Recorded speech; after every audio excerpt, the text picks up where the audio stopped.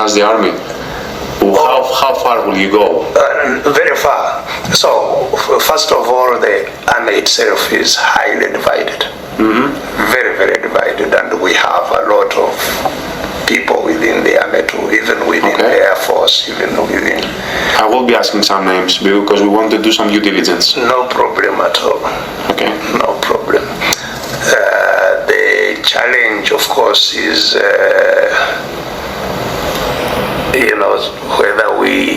whether I will be at liberty to put some of our people again in trouble, because you never know what happens with the information of, it's also putting them. Will you need weaponry from us? Not we have capacity to get the weapons. It's not a big. What, depending on how things develop, the only thing that one may require is something for the air.